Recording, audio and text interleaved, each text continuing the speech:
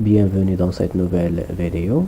Dans cette vidéo, on va voir le deuxième type de démarrage des moteurs asynchrones. C'est le démarrage de sens de marche.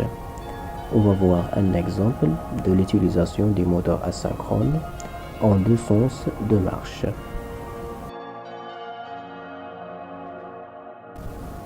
On commence par une situation. Dans cette situation, on a un système utilisé dans le domaine de la construction.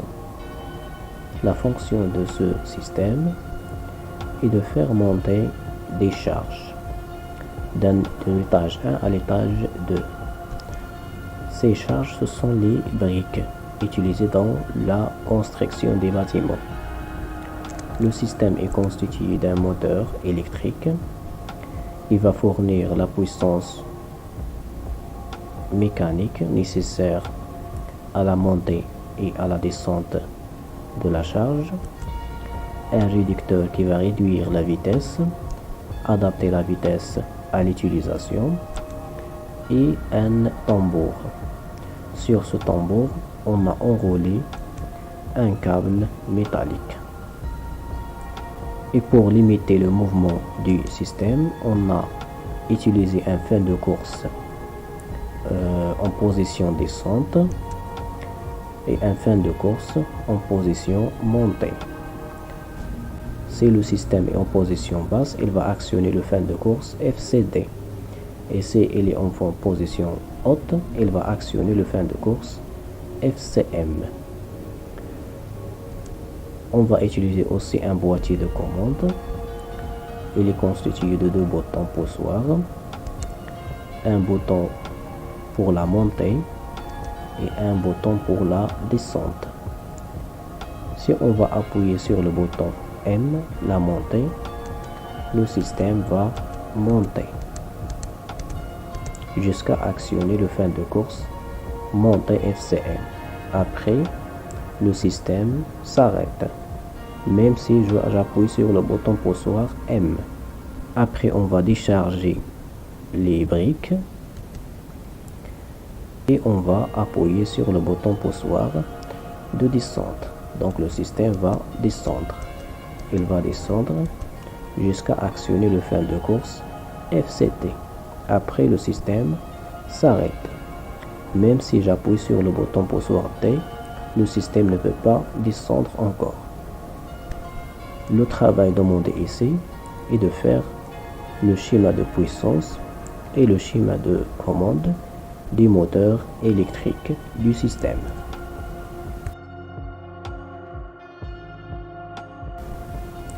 On va utiliser un moteur asynchrone triphasé. Pour alimenter ce moteur, on a besoin d'un réseau triphasé constitué de trois phases, L1, L2 et L3. On va utiliser un organe de sectionnement, ça veut dire isoler le réseau à l'installation. C'est un sectionneur et sur ce sectionneur, on va insérer des fusibles pour la protection contre les courts-circuits.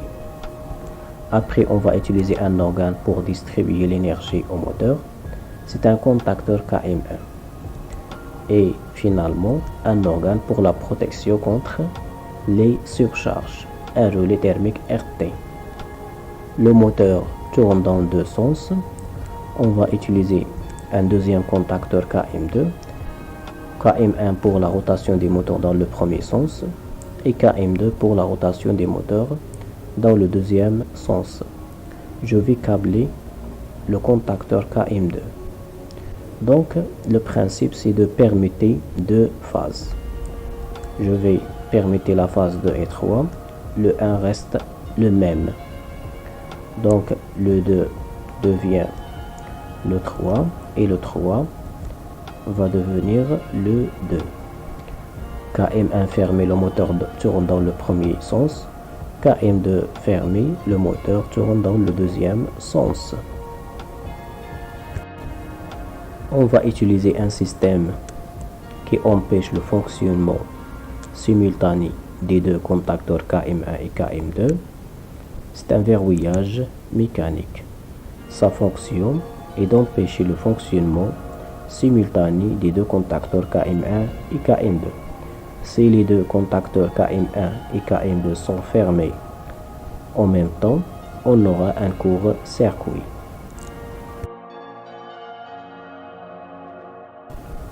Maintenant, on va expliquer le schéma de puissance. La première chose, c'est de fermer le sectionneur Q. Le courant passe à travers le sectionneur Q. Après, on va fermer le contacteur KM1. Le courant passe à travers le contacteur KM1. Les contacts des relais thermiques déjà fermés, le courant passe et il arrive au moteur électrique. Le moteur tourne dans un sens, dans le premier sens.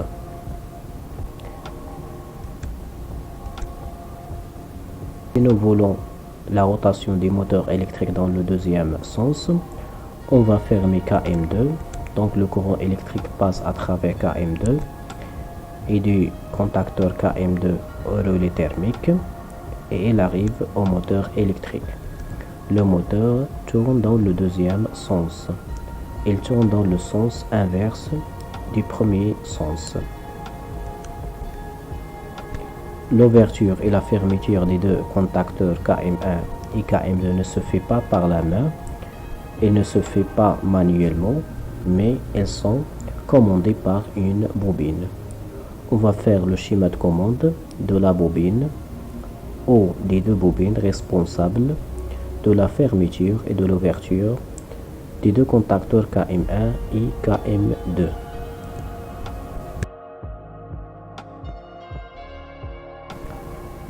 On va faire le schéma de commande des deux bobines responsables de l'ouverture et de la fermeture des deux contacteurs KM1 et KM2.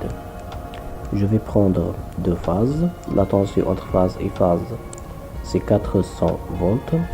Je vais abaisser cette tension par un transformateur et une tension de 24 volts.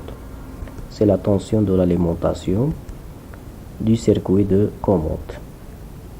Je vais utiliser un organe de protection contre les courts-circuits infusibles. Je vais utiliser un contact auxiliaire du sectionneur pour sectionner le circuit de commande. Je vais utiliser un contact auxiliaire du relais thermique pour la protection du circuit de commande contre les surcharges.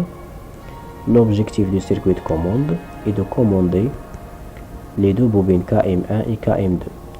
KM1 c'est pour la rotation des moteurs dans le premier sens et KM2 c'est pour la rotation des moteurs dans le deuxième sens. Je vais utiliser un bouton poussoir M, c'est pour la montée du système. Inséré avec ce bouton, je vais utiliser le fin de course montée. Il est fermé au repos. Et finalement la liaison avec la bobine KM1. En parallèle, je vais utiliser un bouton poussoir pour la descente du système. Et inséré avec le bouton D, je vais mettre le fin de course FCD qui va limiter le mouvement du système en descente. Finalement, la liaison avec la bobine KM2. Schéma électrique de puissance et de commande. Premièrement, je ferme le sectionneur Q. Le courant électrique passe à travers le sectionneur. Le courant électrique aussi passe du réseau au transformateur et au circuit de commande. Si je ferme le sectionneur, je ferme les contacts principaux et aussi les contacts auxiliaires. Q1 c'est un contact auxiliaire, il va se fermer aussi. Le courant passe. F1 déjà fermé, donc le courant passe. Donc je vais fermer le bouton poussoir M, la montée du système. Le courant passe. FCM il est fermé. Donc la bobine KM1 il est excité. Si il est excité, il va fermer les contacts du contacteur KM1. Le courant passe à travers le contacteur KM1 Il passe aussi à travers les contacts des relais thermiques et arrive au moteur électrique. Le moteur tourne dans le premier sens. Donc une fois le système arrive à la position haute, FCM va s'ouvrir. Il va être actionné par le système. Donc voilà, il va s'ouvrir. La bobine va être désexcitée, n'est pas excitée. Il va ouvrir les contacts des contacteurs. Aucun courant ne circule au moteur, le moteur s'arrête. Pour la descente du système, je vais appuyer sur le bouton poussoir T en permanence. Le courant électrique passe à travers T. FCD déjà fermé, le courant électrique passe et il arrive à la bobine KM2. KM2 il est excité, il va fermer les contacts des contacteurs KM2. Le courant passe à travers le contacteur KM2 et à travers aussi les contacts des relais thermiques parce qu'ils sont normalement fermés et arrive au moteur. Le moteur électrique tourne dans le deuxième sens, le sens de la descente. Il va descendre jusqu'à le système actionne le fin de course FCD. FCD va s'ouvrir. Une fois il va s'ouvrir, la bobine KM2 n'est pas excitée. Il va lâcher les contacts du contacteur KM2. Ils vont s'ouvrir. Le courant électrique n'arrive pas au moteur. Le moteur est en arrêt.